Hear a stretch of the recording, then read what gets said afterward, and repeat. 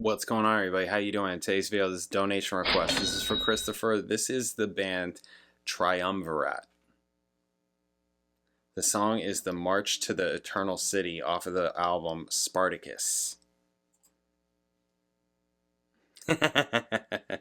Okay, so who is this band? West German progressive rock band. Fantastic. They became during the 70s a key figure in Eurock. Eurock? Never heard of that. The progressive rock of continental Europe, whose German variant is called krautrock. The name triumvirate comes from the Latin word triumvirate, which refers to a group of three powerful individuals. Okay, so it's like mostly a three-piece. This says prog rock and symphonic rock. Symphonic rock with three people, huh? Keyboards, bass and vocals, drummer, percussionist, lyricist. Oh, Neil Peart, huh? Wow. Okay. That lineup would be in a constant state of flux over the band's career, which with each album featuring at least one different member. Wow. Band was often criticized for the similarity of their sound to British band Emerson, Lake and Palmer, who I'm honestly not super familiar with. I mean, I've heard of them, but I didn't have the records. Something that band members may have had in mind when they wrote the song Lucky Girl for their Illusions on a Double Dimple album. Okay, we're not getting into that. Formed in 1969, so they were active 1969 to 1980. That's a fair run, right? That's fair. Group was formed in 1969 in Cologne, Germany. They became known by playing chart hits in local clubs around town, heavily influenced by the musical style of The Nice and Emerson, Lake and Palmer. Incorporated some of these bands' songs into their repertoire, eventually abandoned cover versions and started composing their own music, still with a strong Keith Emerson influence for keyboard sounds that is most evident in the prominent use of the Hammond organ. At the height of their glory, the band was often called a clone of ELP by the specialized press, not only because of the similarity of their music and the sound of the keyboards, but also because of keyboardist Fritz's virtuosity and classical training. Okay, so what we're doing, they toured US and opened for Fleetwood Mac in like 72 to 75, somewhere in there. Okay, so we're doing something off of Spartacus, which in 1975 the trio began recording their third album, Spartacus, a retelling of the story of the famed Roman slave and Thracian gladiator, Thracian. In the year 73 BC, the lyrics were written by drummer Hans Bathelt with the help of keyboardist Fritz, and the album was released on EMI Electrola. Okay, album debuted at number 27 on the Billboard album charts. Really? Wow. Capitol Records? Wow. Okay. US tour of Spartacus included many dates opening for Supertramp. Triumvirate was very well rehearsed and often outshone Supertramp on the tour. They also had an element of fun in their live shows that was rare for a prog band. Wow, super interesting. All right, let's go to this Spartacus album. Their third album is a concept album based on Spartacus. Okay. Originally released 1975. Okay. After this album, Helmut Cologne, one of the members, left the band to start a solo career. 2 years later, he died of carbon monoxide poisoning when he was in his car, in the garage, listening to his own composition on the car's cassette player. Oh my God. How many of us done that?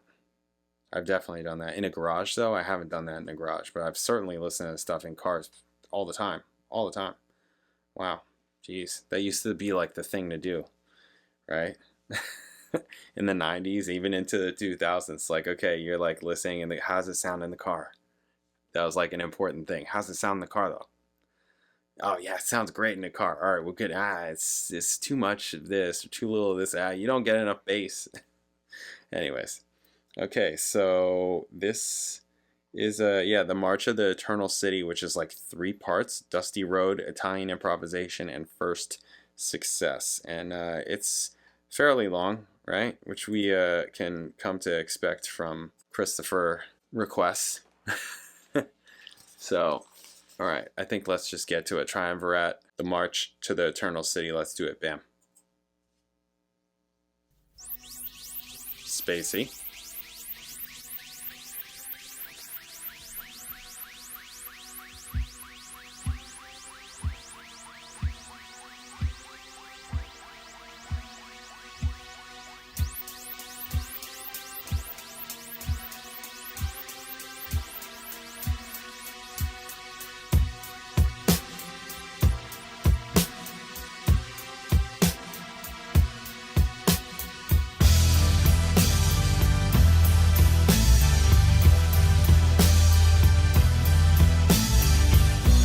some of that low end is a little bit woofy, like kind of like this. You know, there's not a lot of clarity in it.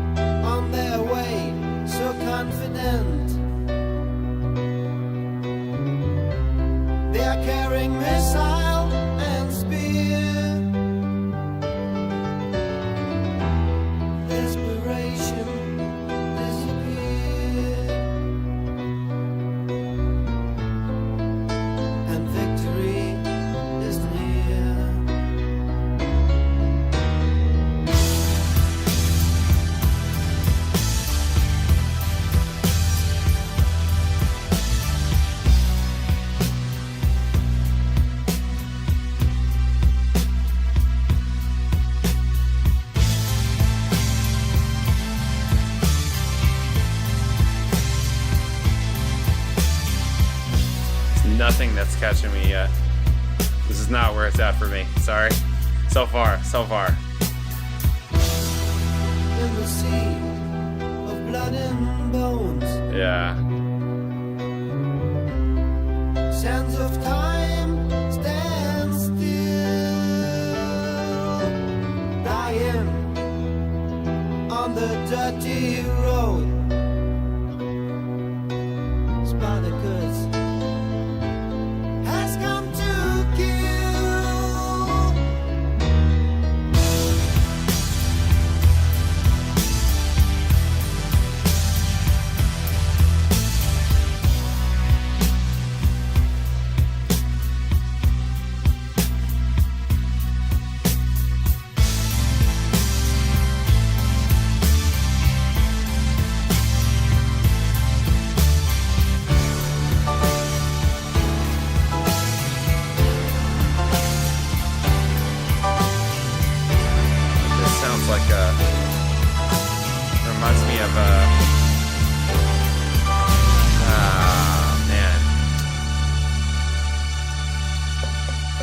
What it reminds me of. That reminded me of something else I've heard.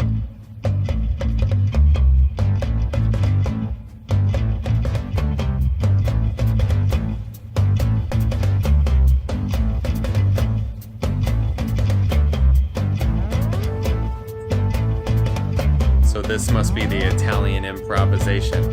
So I should love this, right?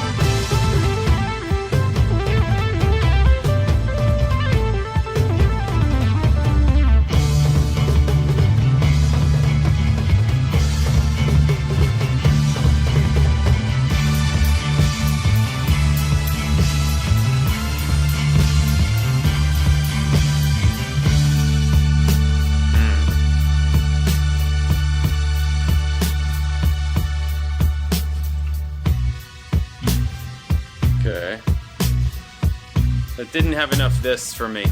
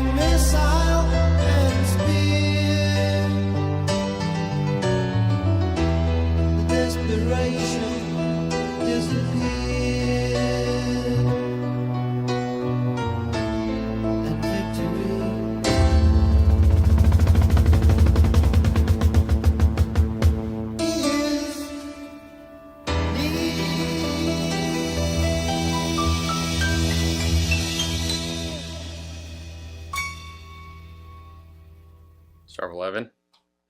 Okay. Yeah, no. This is a no for me pretty early on, and it never left that really. Some people may not like that, think, oh, you just didn't like, you never gave it a chance, and that's not accurate. I'm like waiting for it to do something. I'm like, nothing's really happening that's exciting. It's never like, it's not doing anything. I didn't like it. No, it's not for me. This is not for me. Maybe it's a bad track, the wrong one to pick or whatever, you know what I mean? For me or something like that. I don't know. But this is a no. This is a no. There's nothing in it that was interesting to me, like at all. The parts were fine. They weren't super interesting, really. They weren't super interesting. And it was just repetitive and long. And not interesting. And the lyrics are kind of, like this like storytelling thing, and I don't really care about that. That wasn't intriguing to me. So I mean, the playing's fine. I'm not saying that they suck or anything like that in that kind of way. It's just the music isn't for me. That's not interesting to me. And that I'm kind of like, wow, this like got to number 27 in the Billboard charts. Wow, this album. I mean, was there like more of a single or something? Is that a ridiculous statement? Being that's prog rock, it might be a ridiculous statement. Single. Silly. So, yeah, I don't know. This did not do it for me. It also is the longest song the whole album. Yeah, it just didn't do it for me. It went nowhere. Did nothing. The keyboards were fine. Yeah, I thought that the beginning keyboard was really too, like, there was a part where it got bigger, and you can hear that it's taking up space, but there's not like the clarity on the low end, so it sounded just like it was like a cloud down there, just taking up woofing space, but not like, no actual like tone to it, like almost like it's empty, like it's just like a cloud. That's kind of how it sounded to me. It was a little bit like at those parts, right? At those parts. No, I'm not saying throughout the whole song. I'm just saying at those specific parts in the beginning. I got nothing. This is just not cool to me. This was a no. This thing was a no for me. It was a no. What do you guys think? Is this interesting? Was there anything for you guys? Is it just over my head? Am I missing it?